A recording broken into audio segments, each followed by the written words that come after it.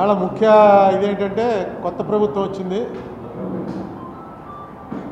కొత్త ప్రభుత్వానికి అభినందనలు. పవన్ కళ్యాణ్ పార్టీ పోటీ చేసిన అన్ని స్థానాల్లో గెలిచింది. ఆయనకు కూడా అభినందనలు. మన కందులు దుర్గేష్కి మినిస్టర్ ఇచ్చారు. సిఫార్సు చేసినందుకు పవన్ కళ్యాణ్ గారికి, అంగీకరించినందుకు చంద్రబాబు నాయుడు గారికి. ఏంటంటే దుర్గేష్ మనకి చాలా కాలం నుంచి మిత్రుడు. శిష్యుడు కాదు, శిష్యుడు ఎలా అవుతారు? వాళ్ళ ఫ్యామిలీ రాజకీయాల ఫ్యామిలీ, చాలా కాలం నుంచి రాజకీయాలు ఉన్నారు. నాతో చాలా ఎక్కువ కాలం నాతో కలిసి ఉన్నాడు.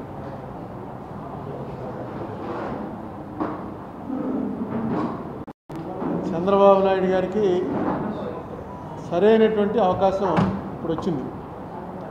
ఆంధ్రప్రదేశ్ ప్రయోజనాల కోసం ఢిల్లీలో నిజంగా చక్రం తిప్పగలిగినటువంటి అవకాశం వచ్చింది.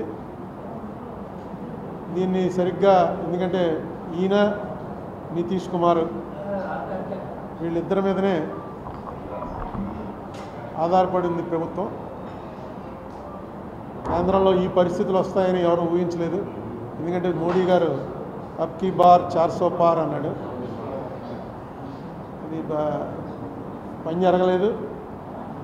చివరికి ఆంధ్రప్రదేశ్లో వచ్చినటువంటి రిజల్ట్స్ మీదే ప్రధానంగా ఆధారపడి మోడీ గారు అక్కడ ప్రధానమంత్రి అయ్యే అవకాశం వచ్చింది.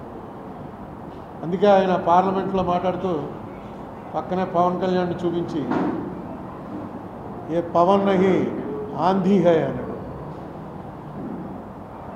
అంటే పవన్ అంటే గాలి, ఇది మామూలు గాలి కాదు, పెను తుఫాను. ఆంధీ అంటే తుఫాన్ కన్నా పెద్దది. ఉప్పెన్లు, మన దిరిసీమ ఉప్పెన అలాంటిదన్నమాట. నిన్న కూడా పదవి స్వీకారంకి వచ్చినప్పుడు చిరంజీవిని పవన్ కళ్యాణ్ని కావలించుకుని ఫోటోలో దిగాడు. కారణం ఏంటంటే పవన్ కళ్యాణ్ గారు చాలాసార్లు చెప్పారు అనుకోండి, ఆయన వెళ్ళి తాపత్రయపడకపోతే ఈ ఎలియన్స్ కుదిరేది కాదు. ఈ ఎలియన్స్ కుదరకపోయినా ఇక్కడ చంద్రబాబు నాయుడు పవన్ కళ్యాణ్కి వచ్చిన నష్టం ఏం లేదు. ఏమో ఇంకా బీజేపీతో లేకపోతే ఇంకా 1-2 సీట్లు పెరిగినేమో కూడా. మోడీకి మాత్రం ఈ ఎలియన్స్ లేకపోతే ఏమోనో రిజల్ట్ వచ్చాక తెలిసింది.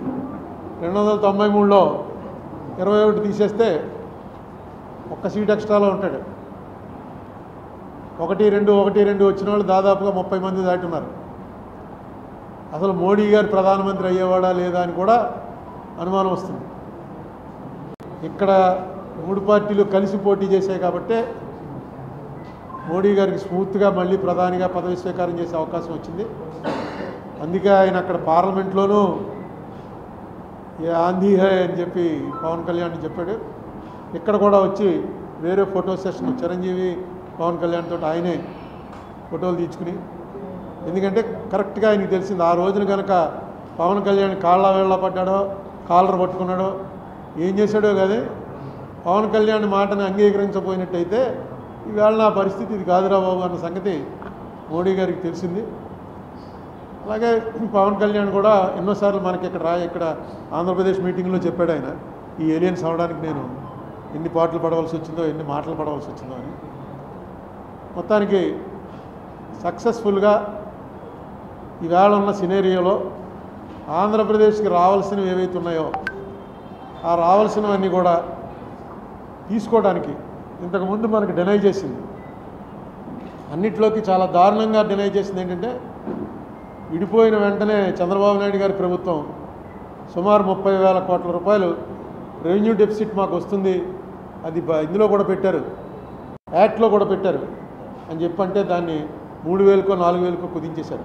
అది మొన్న జూన్ 2వ తారీఖున కరెక్ట్ ఫిగర్స్ కూడా ఇచ్చాను మీకు.